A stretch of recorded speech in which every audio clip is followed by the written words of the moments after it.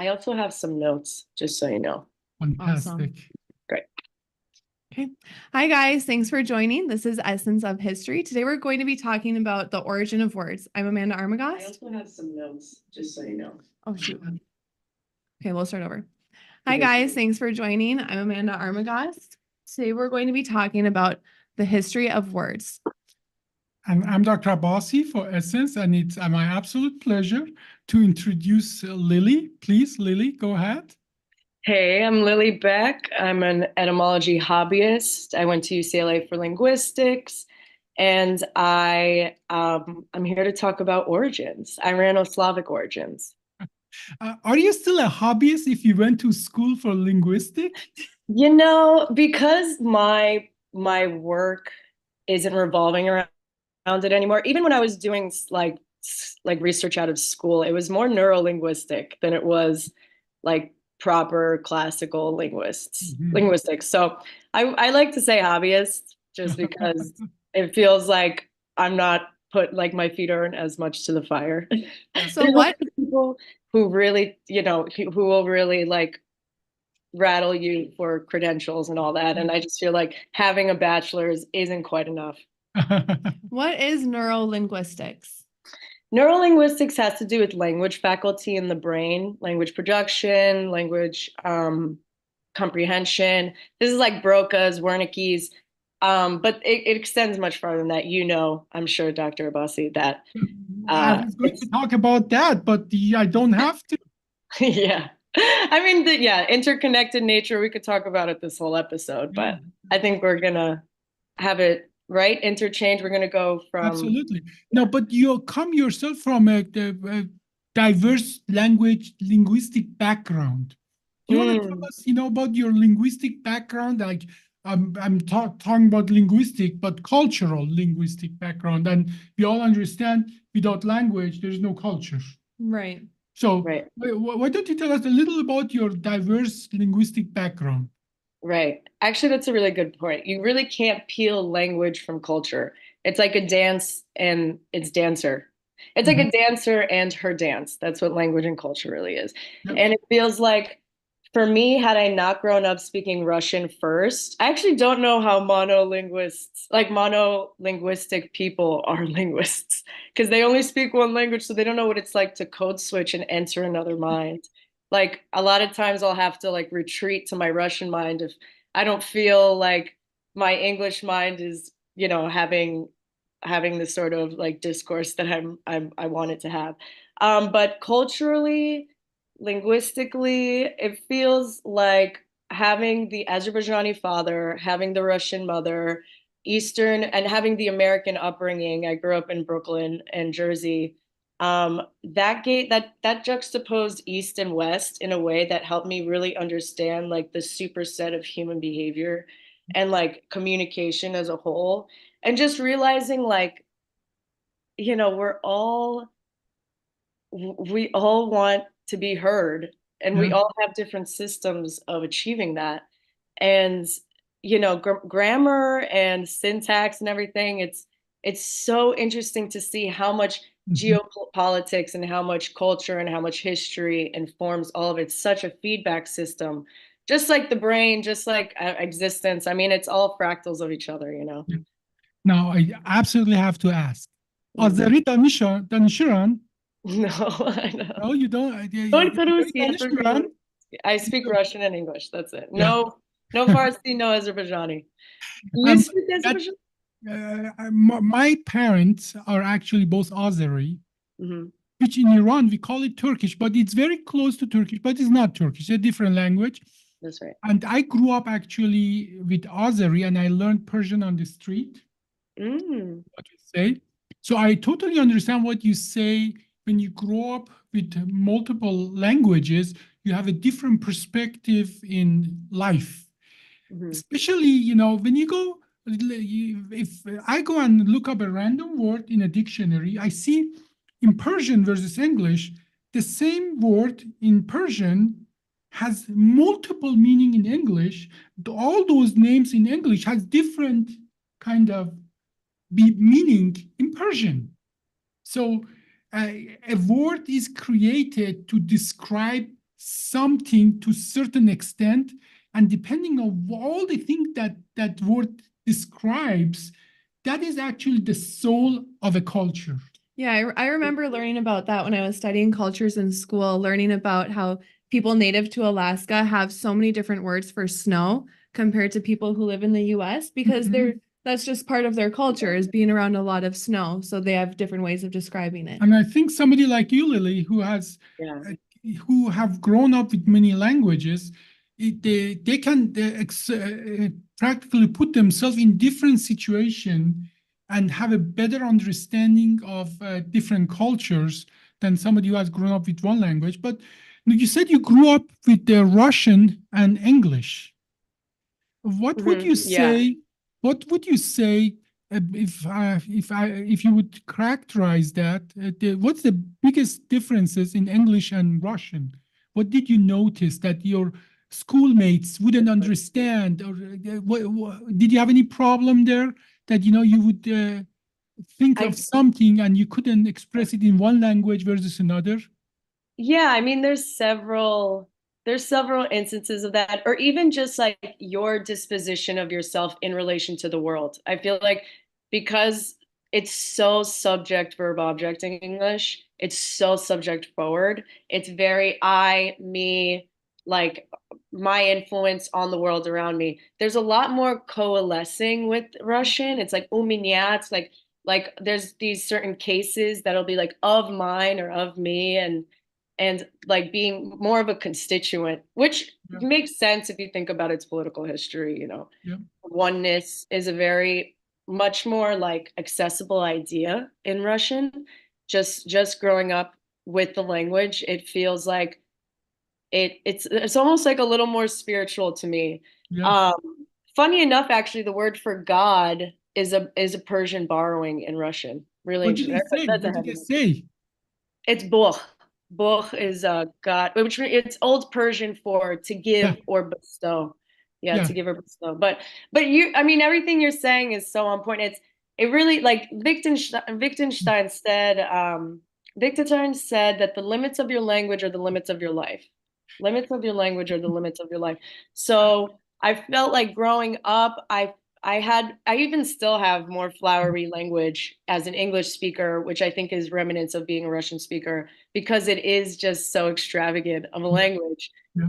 But growing up, I definitely felt like there was an intensity to my emotion that I was harder to translate to English without using a lot of like, either longer words or like these like intensifiers or whatever, like Russians are intense in the English American person's mind. Yeah, can you give an example of like what you would say? Well, there's like something for Russian. There's a word, for instance, called жалость. Жалость is like a pity love. It's like a pity love, and I don't know how to say that in Russian. I mean, in English, excuse me. It's like pity love. Oh yeah, it's a pity love. It's like you love someone out of feeling obliged, but yeah, and that's That reminds me of a movie.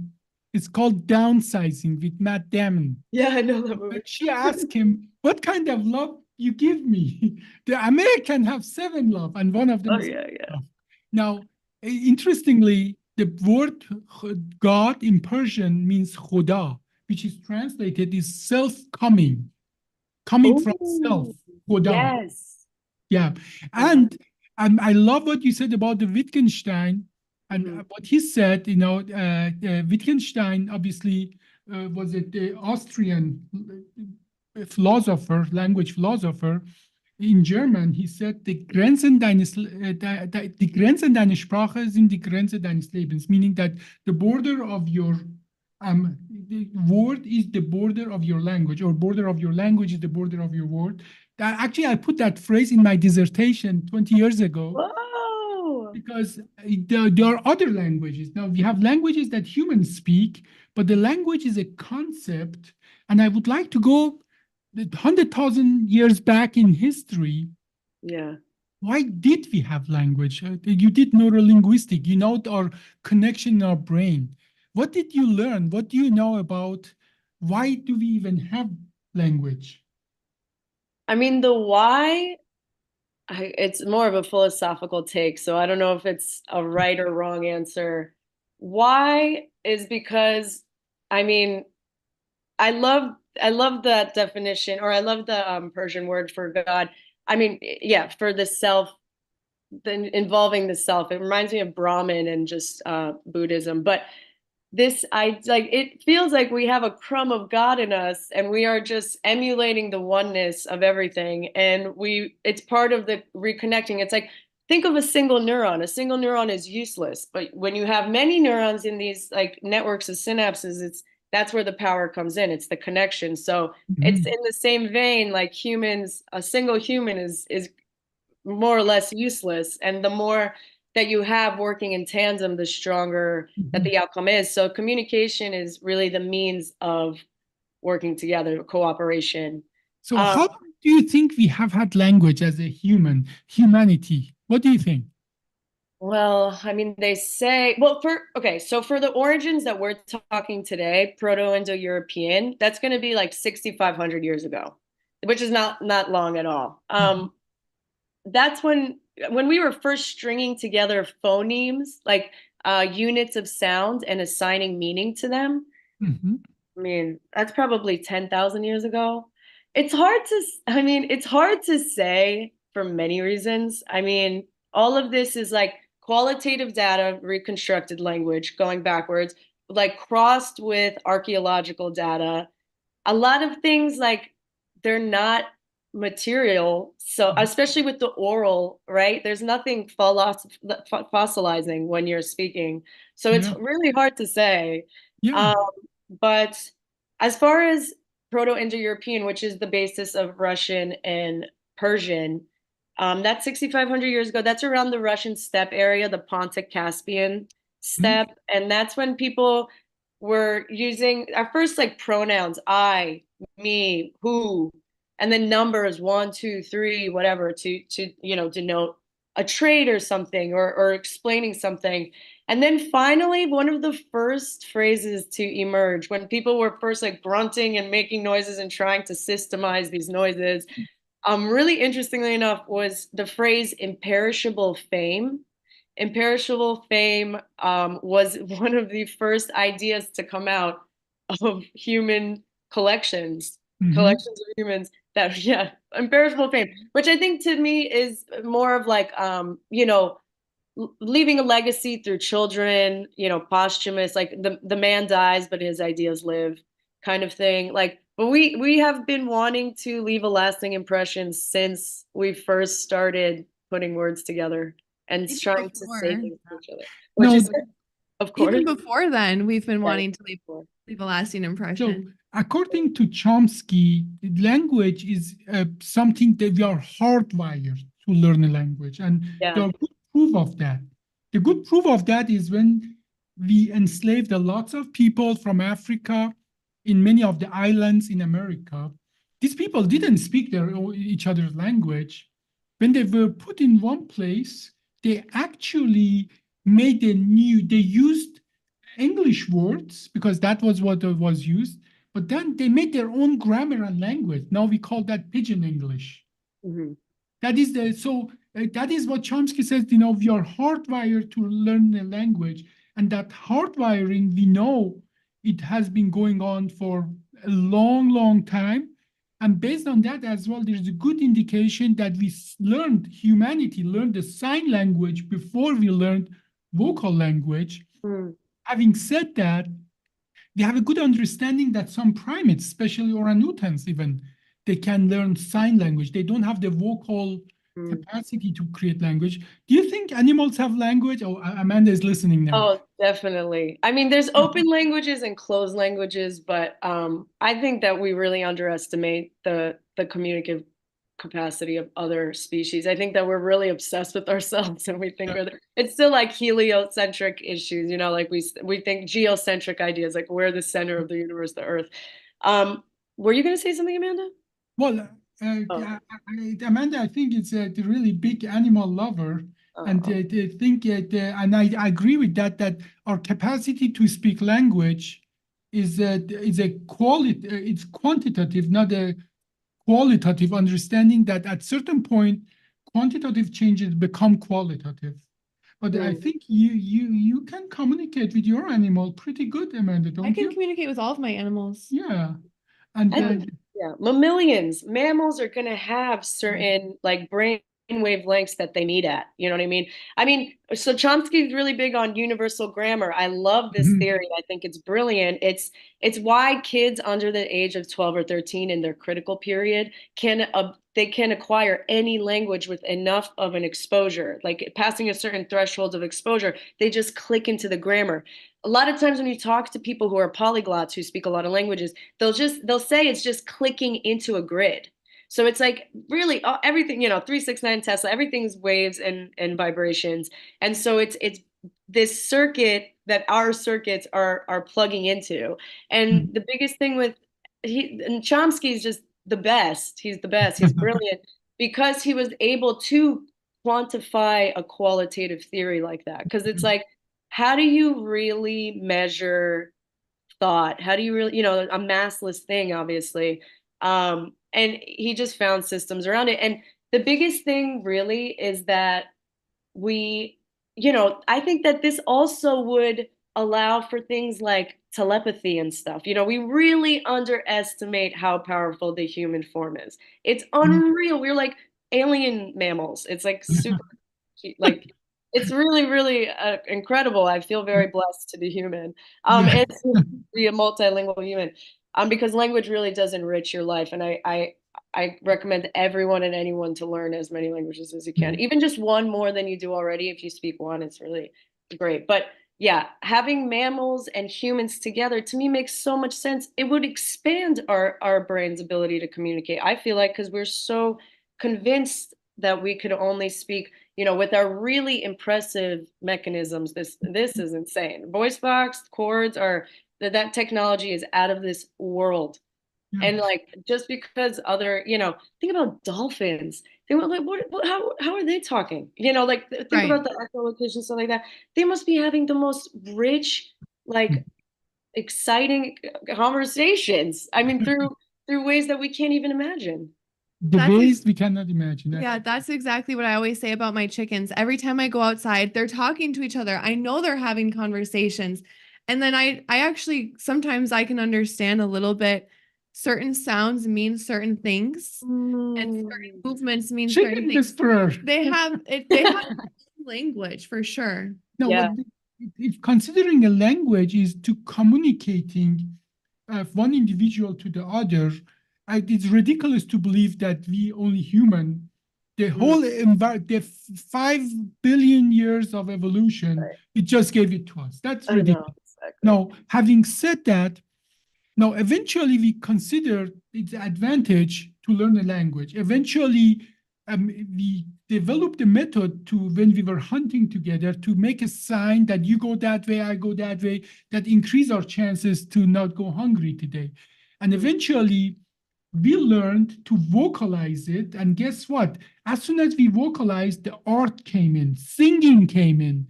And woman chose the man, and man chose the woman who had a better voice, better singing. And so we sort of auto-selected ourselves and developed our vocal cords. And you would be surprised how fast those abilities are inherited. And somebody with a horrible voice, you just listen to somebody and you have no desire to be with that person, and vice versa. So, but then eventually we have these phonemes, we have these vocals, vowels, and then now, in how many center of the world, Lily, do you think we developed?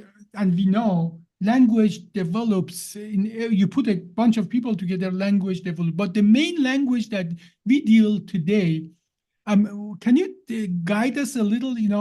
What are and they're interconnected, I understand, but how many different kind of main language group do we consider existing today? Main language groups? I'd have to do a quick search of that. I mean, obviously you're an expert in the European or Yeah, I do a lot of Indo-European, which honestly sometimes I feel disappointed by, but because there's just so much more out there. But even Azerbaijan, which we wanted to touch on, that's part of the Altaic, like Turkic. That's like 35 right there. Indo-European must be like, I don't know, 160 something. I'll look into it right now. Should I Yeah. really quickly wanted to mention something about ASL before I forget that you said earlier? Just so you know, it is the same grammar that's acquired by a hearing person. Kids in ASL, babies in ASL will babble. They'll babble with their hands. Like it's completely the same acquisition of language. And the thing with the voice you were saying, our voices are an extension of our nervous system. So there's a lot of information in the voice, how you're doing, what your health is, immunologically, genes, like epigenetically, what's being released, what's there, like, and also of course compatibility, like I have a lower register. You'd be surprised of what that leaves my negative space with. It's like not the same as my girlfriends who have really high voices, they have like it sculpts a different reality, and the voice is really underestimated. I'm just going to look up really quick While you're looking that up, I want to have a personal history. When I was a teenager, I was attracted to a young woman, and I tried to woo her and so on. It didn't happen. At the end, she told me she's attracted to men with much deeper voice. Oh, oh my God. that is sad. You can't help it. No, she can't help it. No, that was really fair because I couldn't make my voice deeper. There was, I said, yeah, I'm a rational person. I understand that. I move on because, but deeper people with deeper, higher amount of testosterone, they have deeper voice. So you see that the nature has selected us, and like they have even done that study in Africa. The men with the deeper voice, they have more, they're polygamists, obviously. The men with deeper voice, they have more wives in Africa, in But, any subculture.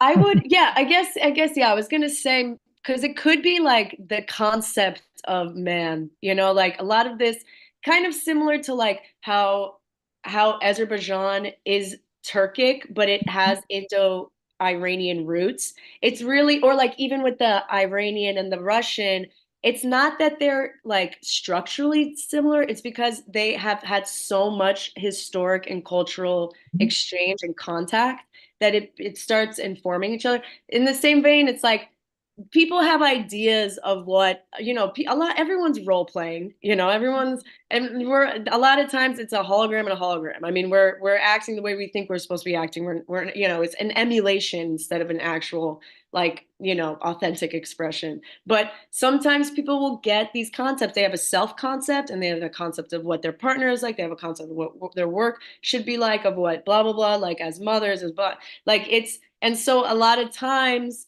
you'll see kind of these standardized ideas of what a man should be. And often it is a deeper voice and it is a bigger stature. I know people who won't date under 6 whatever. And I'm like, dude, Right.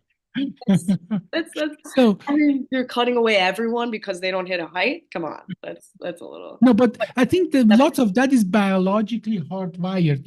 She couldn't help it. It Well, was just who she was attracted It does go the other way around. Like, there's this book, How to Influence People, and there's a part about voices. I think that's in that book, where it says, as a woman, if you're trying to convince a man of something, if you make your voice softer or higher, you're more likely to have the answer that you're looking for versus if you make it lower. So you can actually use linguistic knowledge to influence the outcome of your environment. Wow. So but on the other hand, if someone was modulating their voice in front of me, I would distrust them. If I could sense that there was this sort of custom tailoring visible voice. Yeah, are you talking about that Valley voice? Valley girl? Yeah, Valley girl. I mean, we all went, we went to high school in America. I definitely didn't sound the way I naturally sound when I was in high school. My Russian mother would be like, "What is this? What are you doing? Why are you putting this on?" Okay. But have you noticed that the people who are multilingual, they have different voice pitch in different languages? Amanda, you're multilingual. No, I know sign language. Yeah. But yeah. But I think, considering that at least the languages we all speak has a very, very close origin. We should talk a little about, this the Indo-European languages. Would you mind to enlighten us a little about the Well, origin? let's circle back to the one. Okay, so I was totally off before. All the branches that there are is 147. So 147 branches and the whole tree of language on a global scale. That's There's a lot. 7,000 languages living right now. Yeah, that's a lot. So Indo-European has 10. Turkic, like I was saying, has 35.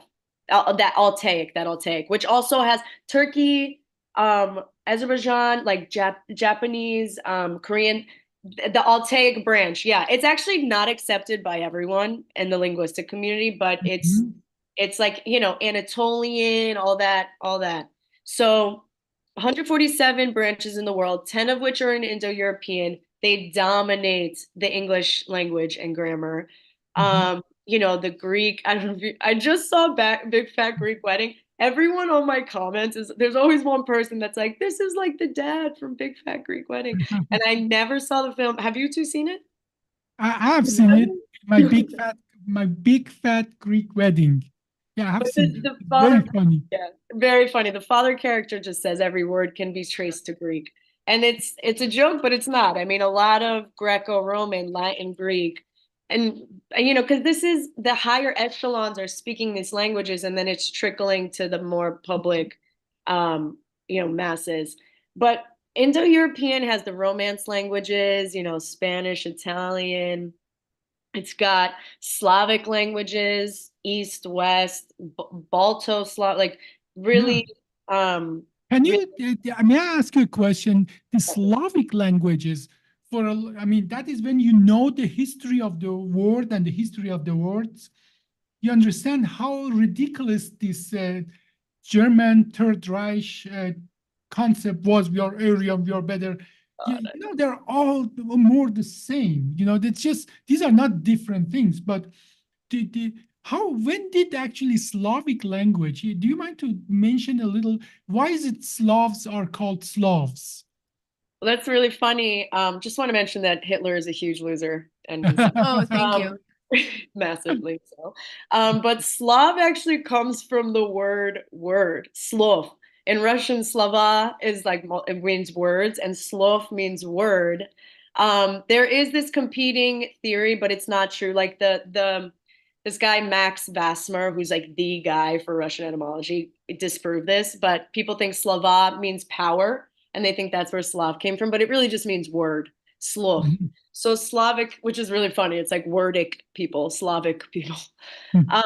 But Slavic, so okay, Proto-Indo-European, 6,500 years ago. All right, that starts people imperishable fame, like that grunting, ooh, me, you, numbers. Then around 3,000 years into that, you have this branching off into Proto-Slavic and Proto-Iranian. And you have, those are very old. Actually, Persian is like one of the oldest living, what is it? It's like one of the oldest, hold on, let me see. One of the oldest living languages.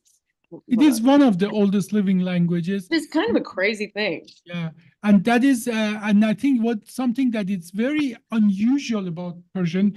It was developed pretty long time ago. Like I can read still text from that are 2,000 years old Persian text.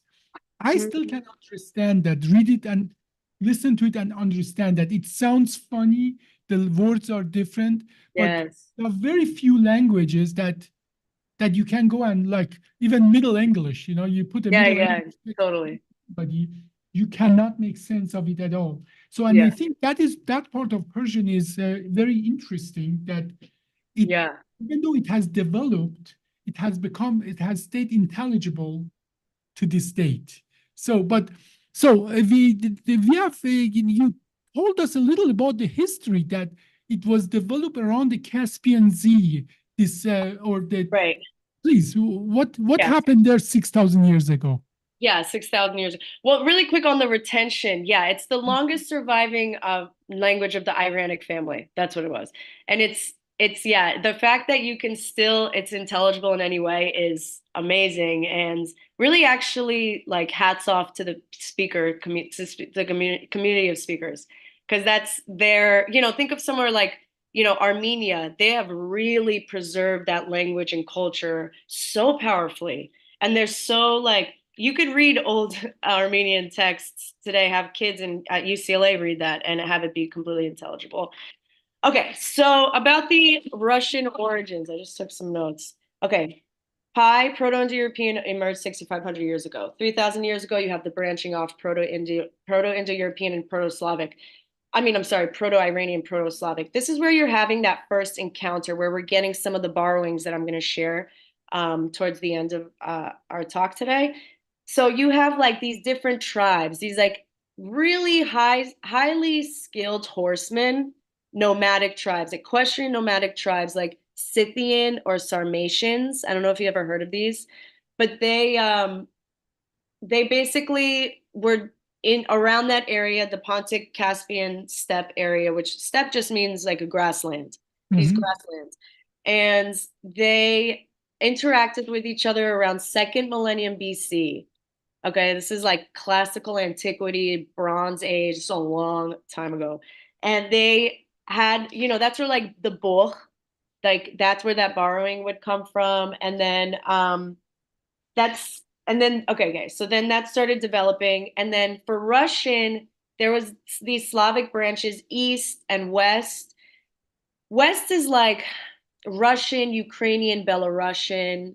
East and the rest of them is like, Chechen and like Czech and a lot of those other ones. I'm sorry, it's just not coming to mind. Then with Proto-Indo-European, with Proto-Iranian, I keep doing that. With Iranian, you're going from Old Persian, which is like yeah. What were you gonna say? The Old Persian, it's called Pahlavi. It's what we call it. The last dynasty in Iran, they called themselves Pahlavi. Their name wasn't Pahlavi. They called themselves Pahlavi to intonate, to get connection to the Old Persian language. That's just the name. Like the Windsor, they called themselves Windsor because the castle was there and they wanted to be associated with the Windsor, the kings in England. They were actually German. They were all German, but they wanted to call themselves after the Castle Windsor. So the Castle Windsor was before the Windsor the family. And so, sorry, that was just a trivia. Go ahead. Speaking of dynasties, Old Persian started being spoken at the Achaemenid dynasty. Correct. Back in the day. So that region is Pars. That southwestern region of Iran is really where Persian came from. Fars, that P and the F are interchangeable. So Farsi, Pars. Right. So then it went into, so Old Persian is actually really similar in timing and structure to Sanskrit, just to give you an idea of how long ago that is. And then from Old Persian came Middle Persian, and then, the Farsi we know and love today. And that all kind of paralleled with the West's Slavic, Russian development. And the two most formative points in which they were encountering each other, Irano-Slavic encounters, was that 2nd millennium BC. And then you have like the more modern 16th century, like geopolitical, we're talking access to the Volga River and Caspian Sea for trading and economic purposes. And that's where you have more recent borrowings. And I'd love to share those in a little bit whenever we're ready. Please. But you want to share them now? No. Well, yeah, it's your you share it as you wish. But what's very interesting is that that if you follow the origin of the words, you can see how they branch out of each other, the languages. It is almost like if you look at the genetic of a chimp and a human, you can follow up and find out when they branched out of each other. Is there something like that in language that you follow words and Oh, they're of course. exchange? Yeah, Yeah, please go ahead. well, that's why it's the shape of a tree, which is also the shape of like capillary system, lightning Mhm. strike. I mean, this is patterns Good. of Lee, right? It's like Mhm. these self-similarity principles. What happens is that it's like copying each other and then it's like moving through and branching. And I mean, that shape, it is exactly like a peeling off, it's like a peeling off, and it's obviously derives from, so then it's like more peeling and more peeling. um, as far as specific examples, I mean, just the, you know, chronology of any language, the old to middle to late with English, with Persian, old Church Slavonic, that's like another branch of Russian, of Slavic that was just for clergy and is still used in like Georgian churches and stuff. But that's probably a good example, actually, like old religious language that was basically like reserved for men of the edifices, whatever religious centers they had. Like a lot of times, it was Latin at the Vatican. It was Latin that was only reserved for the intelligentsia and the clergymen. Mhm. And that's like an example of like a really tiny shootout, like not much of a change, but Yeah. still it's not identical. But that there is a lot of, there has to be intentional preservation. Look at like Celtic, right? They Mhm. make like governmental efforts to preserve and to not keep it from shooting out, to keep it like in the same branch, to not have the branch move. But things like English, like, oh my God, there's so much and it's so elastic because internet slang, like this thing is just, it's like a curly cued branch. Like we are just, Yeah. but the thing is the spelling and stuff, it's at the same time, it's really static. Like 600 years we've been using some of these words. And I think, Why? I yeah, apologize. Why do you think English became the world language? I mean, how did good we end question. up now using English as the word language? I mean, money. Money. Yeah. Yeah. Well, I mean, that's what sculpts a lot of the world today, which Mm. kind of sucks if you ask me. It's not very, So yeah. what if, let's say, before we go to, I want to really use your understanding of the history of the individual words, but if you could choose knowing what you know now, if you would choose a language to be a word language, I know there has been some examples, people have tried that and all failed. What language would you think, or what combination of language would you think would be a best word language? I just feel like to speak Mandarin, you have to be pitch perfect because there's so much discernment between like the tiniest change in tone and meaning something completely different. So I think that would benefit everyone if everybody had like a really sharp ear. That's like another way to show you how much language defines your sensory experience as a human. It's like, you hear like sharper differences, like you hear more, there's more um like modulation to what you're picking up on, even like with kids with longer names or more nicknames or whatever. It's like what you're being attentive to is more like, so it feels like Mandarin would be a great But language. I think the problem with the Mandarin is that lots of people would have difficulty to pronounce it. Like we have actually two um, Chinese people here, originally Chinese people here, and one of them is from Shanghai, one of them is from Beijing, Yeah, right? I think so. And even sometimes they disagree. Yeah, they speak they don't understand each other's. I think they understand if they talk official Mandarin. Yeah, But if they their own talk the dialect. dialect, it's really difficult. Now I understand, like 40 years ago, 50 years ago, somebody was trying to make a word language called Esperanto. Yeah. Have you heard of that? Well, it was really ambitious. Yeah. And there's actually another version of that right now. Is This it? guy, yeah, he's doing like this like inter-Latin language. It's Mm. really cool. And I think like it's intelligible from like the Portuguese point of view, Mhm. from the Spanish speaking ear, from the Italian and English. I understand what he's saying. But it is such a perfect interstitching of these romantic branches of language. And I don't even know how he developed the system for it, but it's so bulletproof. And I think that that actually has promise. If he could Mhm. take it to, because this is also an individual's effort, which is amazing. Same with Esperanza. It was this guy who he had a followership for some reason already. I want to say for religious purposes. And it was like he made Esperanza to kind, because Mhm. what do you use language for? You use it to identify. It's a huge identifier. Um, and you use it to, yeah, to identify who's in your in group. The other, this idea of other is very much uh reinforced by language and Mhm. having different languages. I of course love diversity in language, but it would be nice if we all had a base that we could meet on. Mhm. um that wasn't difficult for everyone. But also, if you think about it, it's like if with enough exposure, it's not even a matter of difficulty. It's when you think about it as plugging into something, it's really just about getting your brainwave to match, like frequency match, but that often comes from being dropped somewhere and having no choice but to speak it, having no other way out but speaking it, because we're so wired to Mhm. communicate. Your brain and body will do anything to be able to have a channel of communication.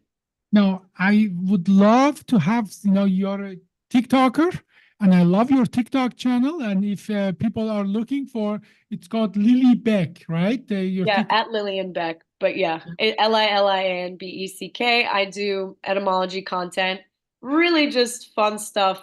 Oh, very fun, very fun. Yeah. But let's go few of your TikTok content that it's so interesting. Pick up few of the words that whichever are your favorite, and explain to us this intertwined kind of history and the language things. Hmm. What are your three best words that you would like to teach There. us about their origin? Sure. Okay. I have a few. I definitely want to keep room for the Irano-Slavic borrowings, which I'll keep separate. But something I just recently got like tickled by was the obsess. I thought obsess was very funny. It's Latin based. You have ob, meaning to turn. What was it? Hold on. Ob meaning. Hold on. It's really fun. Opposite. So ob meaning opposite. And then you have ses coming from sedere, to sit. So obsess means to sit opposite from, like in the most creepy way, like sit opposite from and You're like keep obsessed tabs with on. me. I think it's the other Yeah, way exactly. around. So obsess being opposite from, and sedere, to sit. Kind of reminds me of superstition, super meaning over, and stare meaning to stand. So superstition is standing over, obsession is sitting away from, sitting opposite of, and Mhm. just like obsessing over. There's also something like awkward. Awkward is really funny. It's like old Norse to Middle German, but you have awk meaning turn the wrong way, and then you have ward meaning to turn towards. So it's autological, meaning it explains itself. It itself is an awkward etymology, meaning Yeah, to, yeah, turn towards, being turned away from. That's what awkward means. So that's cute. that's a really funny one. Do you have something like rabota? Robot comes from Russian rabota, which means like menial work. Well, Rabota. I thought that was the Czech word, but probably they're all connected. Mhm. Yeah, I go. Please explain to us the origin of robot, because I'm called robot in this place. So uh, explain my origins. your origin. So, Rabota, it actually came from a play in like the 30s. It's actually fairly contemporary. But rabota in Russian is still a very common word. Ты делаешь работа, you do work. It Mhm. used to have way more of a connotation of like really like painstaking menial work that is nobody really wants to do. So do you relate to that? Nobody wants to do my work. No. And so it, you know, out of the play, the character that was this machine that the protagonist created, he named him Robot. Robot. Yeah. And it stuck. Yeah, And it's yeah.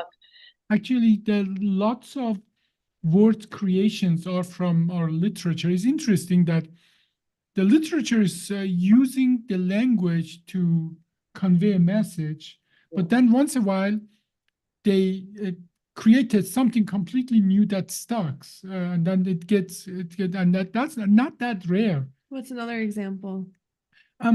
Actually, I was just listening to a TikTok not long ago that they went over multiple words that they came from actually science fiction.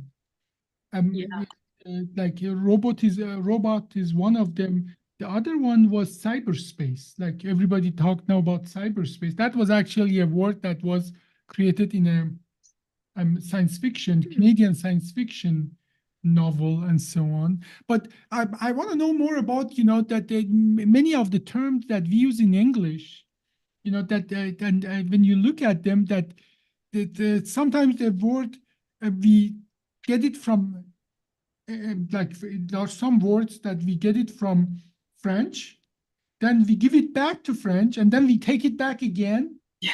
And that was really amazing, you know, how fluid is this how we get the words from other places and so on. Yeah. Now, what words do you know that, you know, from Russian that we use in English all the time? I mean, from And you're Russian. getting really close, I think. I know. I think more we could talk on like Shakespeare is a great example of what you're talking about. Literature having such an impact on modern English. There's crazy words this guy came up with. I mean, like lonely. He made up the word lonely. What were they using for that before? I don't know. Isn't it crazy? Dwindle. He even created a letter. I think he added few letters to the English. Oh, I didn't know that. Yeah, I think Shakespeare added few letters, X and something else he added. They didn't exist in the English language. Oh yeah, maybe because it used to be like CKS instead. Yeah. So yeah, lonely. What yeah, lonely. There's lots. I mean, swagger. He made swagger. That's also really stuck. What is a swagger? Yeah, that one really stuck. Being cool, kind of. Like, oh, right? Wow. Swagger. Why do you guys think that certain words stick? That I genuinely wonder. Why do? Because I don't know the answer. Why do certain words stick and some don't? Lily, why do some TikToks go viral and some others are 10 times better don't? I don't. That is such a complex kind of. I think it'd be the same way that fashion sticks or like art sticks is people like it and people keep using it. Yeah. There's like a collective consciousness, like a collective taste or something. Yeah. Okay. But I'm interested to learn about these borrowed words. Okay, yeah. Let's get the borrowed words. From Russian, yes. Yeah, okay. So Irano-Slavic borrowed words. Woohoo! Okay. Let's have a whole list here somewhere. Okay. Autobus. Does that remind you of anything, Hamid? Yeah. Autobus? Autobus. Well, there's the autobus is like bus, like truck. Yeah, autobus. Yeah, off the bus. Yeah, that's also autobus. That's like also Latin. That's Indo-European. But autobus means watermelon in Russian, and it's directly borrowed from Persian, where it means big cucumber. Autobus. Big cucumber.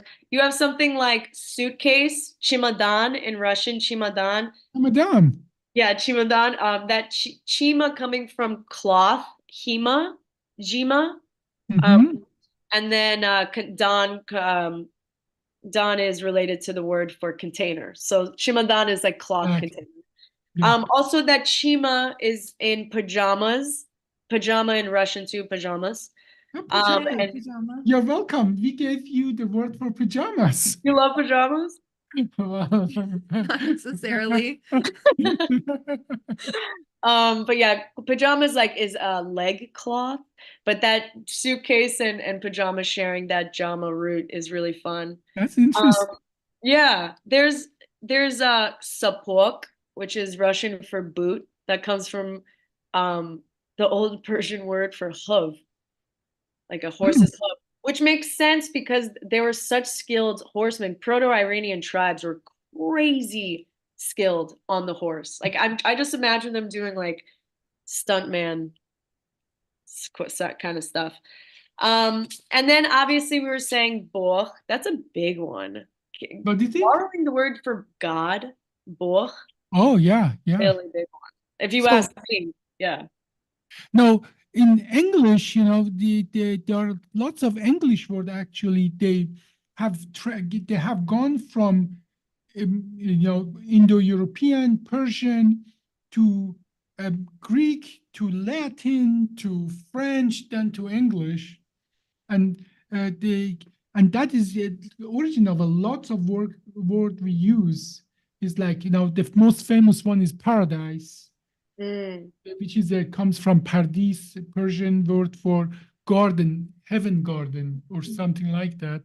So, but yeah, it is interesting to follow those words, and you see as well how they have been sometimes bastardized, used for different meaning, and so on.